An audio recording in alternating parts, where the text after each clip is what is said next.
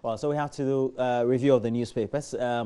Joseph Akable is here. Joseph Kofi Frimpong Akable. Joseph Akable, good morning to you. Good morning, Roland. I like messing your name Walker. up. Yeah.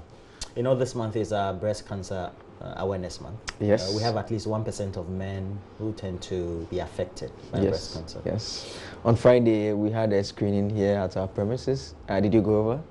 No, I didn't. I knew about the screening. I couldn't make it in time. Okay. Same with me, but I mean, I'll be. Oh, okay. So you're like me. You didn't go. Yeah, but I'll be doing that. I mean. Okay.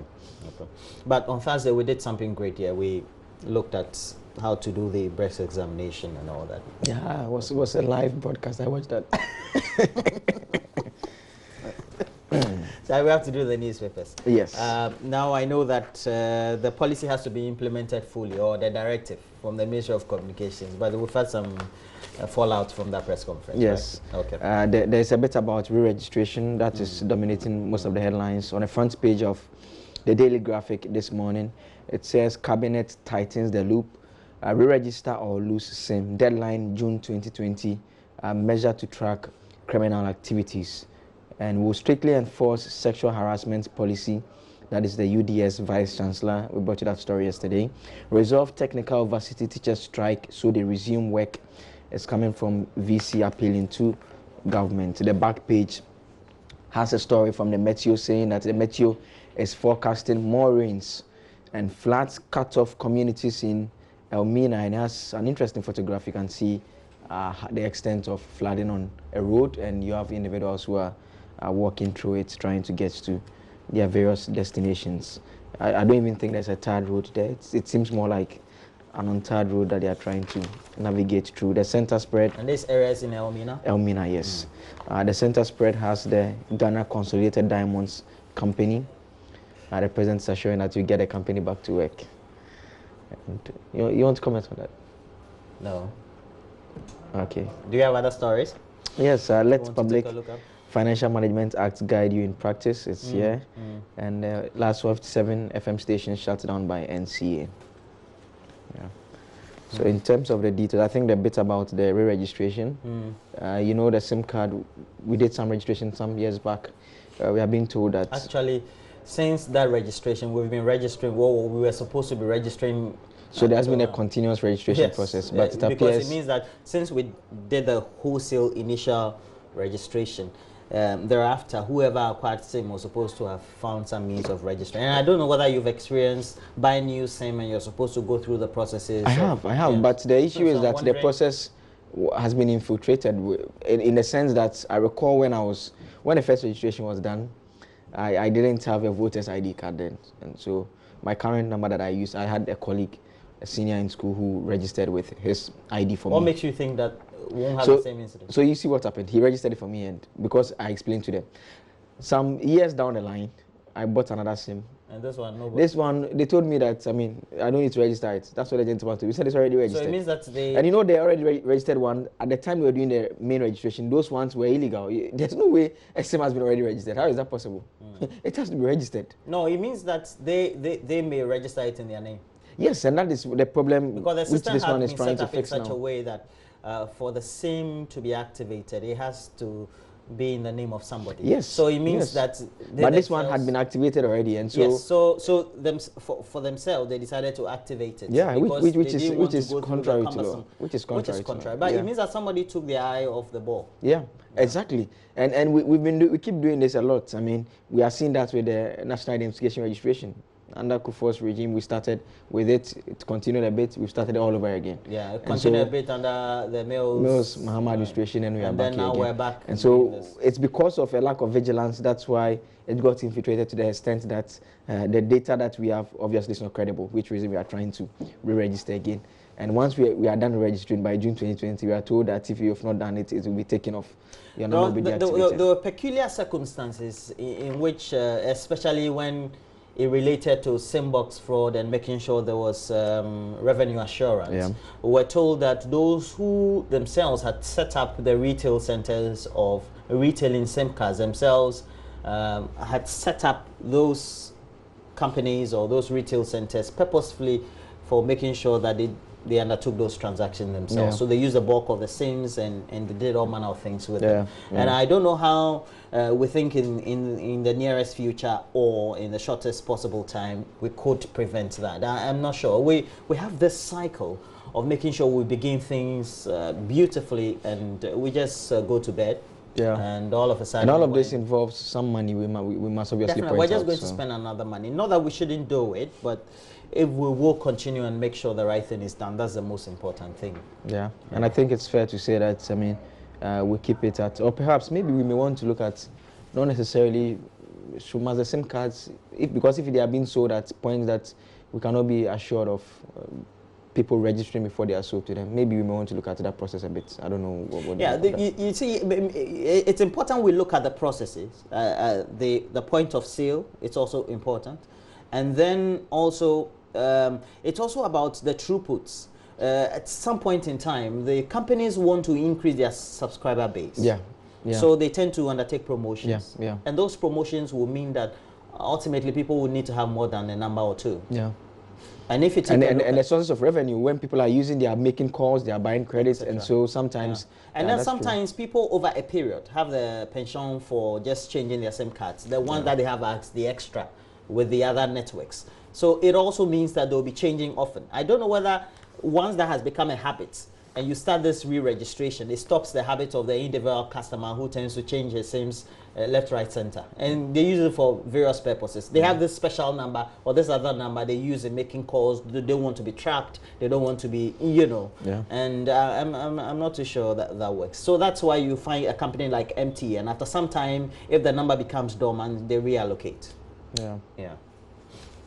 Anyway, let's see how it goes. Yeah, on the front page of the Ghanaian Times, that story is also on that, in that paper. Government orders SIM card registration. There's a story about the EC sets dates for transfer proxy voting application, and don't allow politicians to use you in upcoming election. Is coming from Reverend Professor Frimpong Manso. And Dintra Dominance cuts sought for Wembley to construct artificial park complex. The back page has some flat story.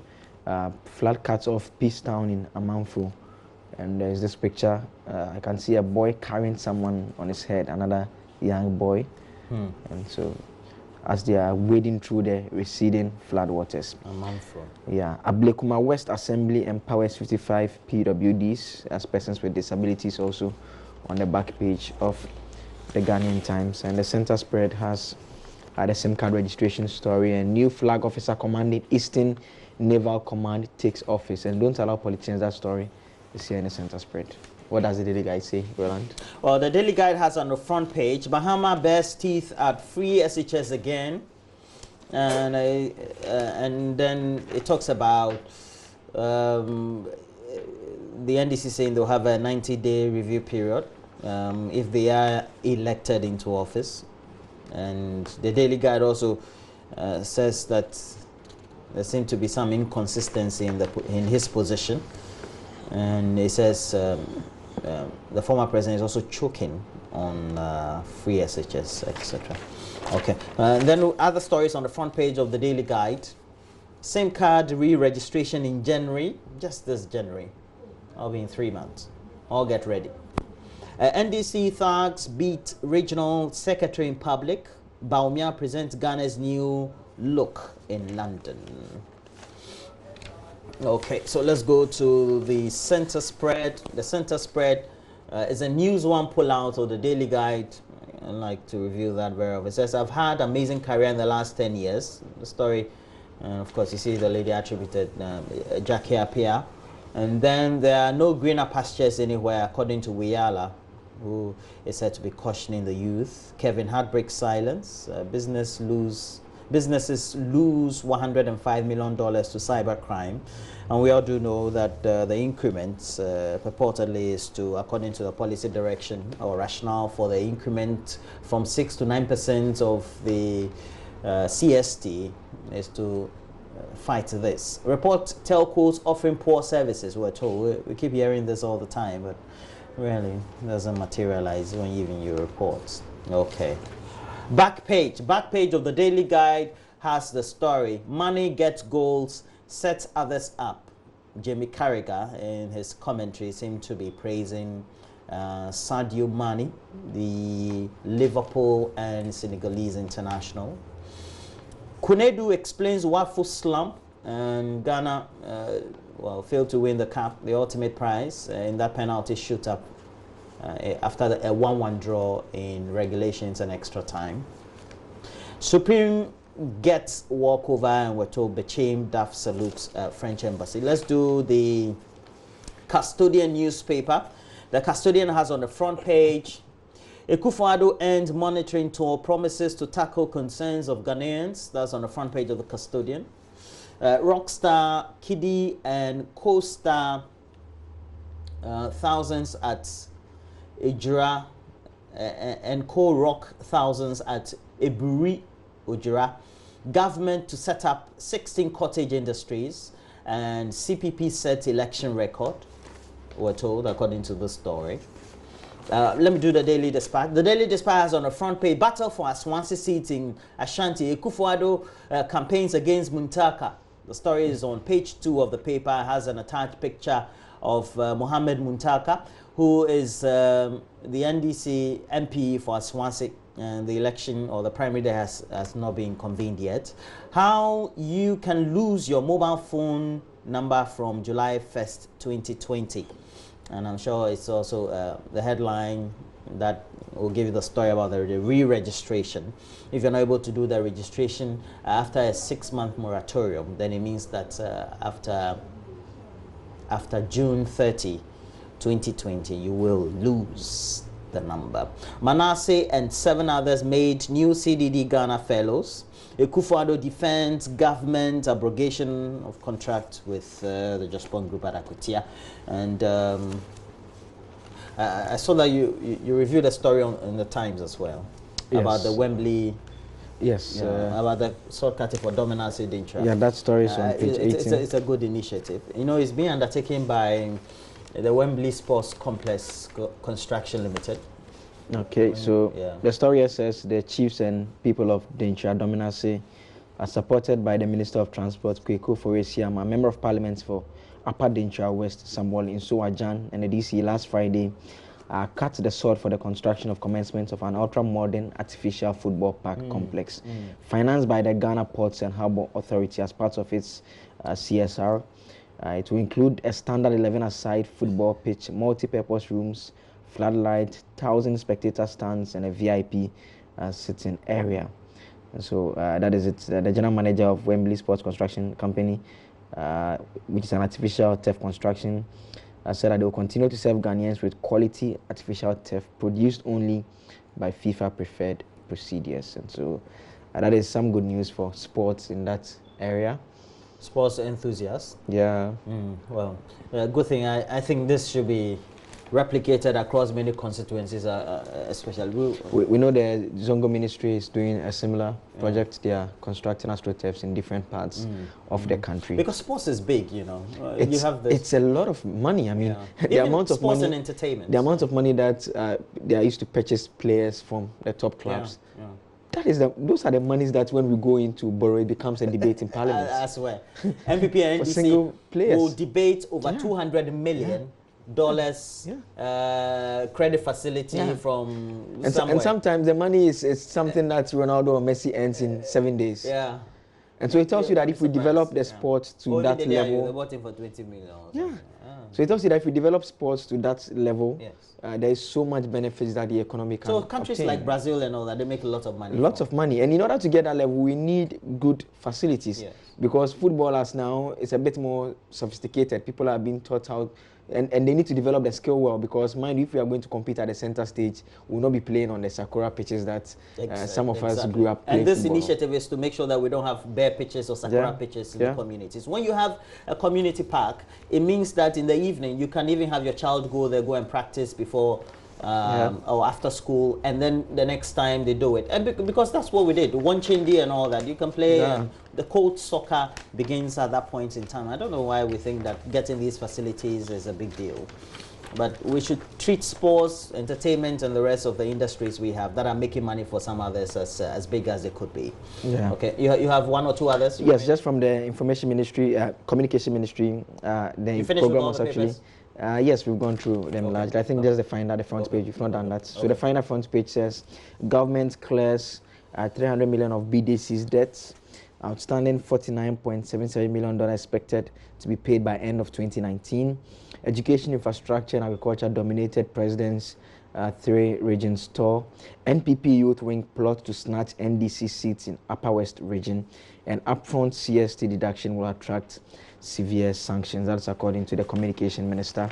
And that story is actually in the center spread, which I wanted to read bits of that story. It says the minister is quoted as saying that she admitted that the telcos government did not consult the telecom industry in its quest to increase the communication service tax. She explained that government did not do so because the finance minister, Ken Ofori-Atta, had announced the increase from 6 to 9%, which is enough notice. She goes on to say that according to her, everyone anticipated the budget reading, which has always been a high point of parliamentary calendar, and it is true that citizens get indications of government intentions in terms of reduction or imposition of taxes. And so that is quite an interesting admission, especially because one of the other angles we saw related to the, I think it's in graphic, it made a point that the minister had indicated that the telcos had told her that they needed some more time to adjust their equipment in order to comply. About 4 weeks. And she said that the opportunity was not given to them, or the go-ahead was not given to them. So she claims that they were pitching their stance against government. And so it goes back to the starting point of this story that, I mean, is it enough announcement for telcos, which is more of a technical area in terms of how they deduct taxes, among other things? Will it be enough if, would they be adequately informed if they just hear it, the finance minister saying that, I mean, they are going to increase the communication service tax? No, but I think in the first place, the announcement was made in the media review budget. Yeah. Okay. And that was in July thereabout. Yeah. Okay. And they had up to August, September, and then October 1. It was to take effect. Yeah. Yes. So I'm sure that they knew how they wanted to implement this. Yeah, but the bone of contention is, you said you were absorbing 6%, and now with the increments or up to an extra 3%, making it 9%, you're offloading everything to the consumer, and then also informing the consumer that this deduction has been made. So government says that, or the ministry says that should not be the way, because you're painting government black by trying to create some uproar from the citizens against government. I think that is a bit far-fetched. I mean, when you go and buy your items in a mall and the bill is given to you, I mean, you see that you are paying VAT. I mean, that is why even if you do an ordinary interpretation of even the statement from the ministry itself, before it even came to do the explanation and that made the press series on Monday, you get to find that it's charge it like the way you charge the NHIL, and then also you have the VAT. And when you go and buy, they charge on, and if I buy, let's say 10 Ghana Cedi credit, which is easy for us to use for this analogy, I have bought the service because I will load it. Immediately I load it, the system or the integration takes effect in the system of the service provider. The system would assume that I've loaded it. Yeah. Yeah. For example, if I had a promo running, or I was on a certain bundle or a certain promo or scheme or product or service, immediately I loaded it, it will renew. It means that it's already been purchased and the usage just started. I mean, that's what it means. Yeah. But of course, we know that government is government. Sometimes once you work within an environment and you work with government, you can seem to be fighting government at the end of the day. But what's interesting is that we are yet to hear from the telcos. But I mean, the good news flowing from all this discussion for me has to do with the fact that, I mean, unused voice and data bundles no longer are supposed to expire. You're supposed to roll it over I know that some telcos were doing that already, because you know when you buy Vodafone was doing good, that. but MTN, I know they were not doing that. So at least we understand that this now there's a directive for everyone to do it. Okay, so I think what my network was doing was, if let's say there was if you bundled the same thing, let's say you wanted to bundle and you were on an existing service already or an existing bundle, it will roll over. Yeah. But then when the expiration date comes and you have credit and it renews, that one I think you lose it. Yes. So this time around, but if you do it, let's say some few hours before the bundle, you get the rollover. Okay. So this time around, you have been told that when you buy it, you know they normally say that it's supposed to last for a month. And what we've seen is that in fact mostly the data even gets finished before the month. So if you want to last the month and you decide to buy so much, then the month ends, you're unable to use, then you lose it. So this time around, you're allowed to roll over, which I think is positive and very fair to both parties, because this data is like airtime. You've bought airtime, it can't expire. Why should it expire? You've bought airtime. I think that's the part of the directive that we all needed was long in coming. Was long in coming, and I actually think it took the ministry too long. It's about the taxes.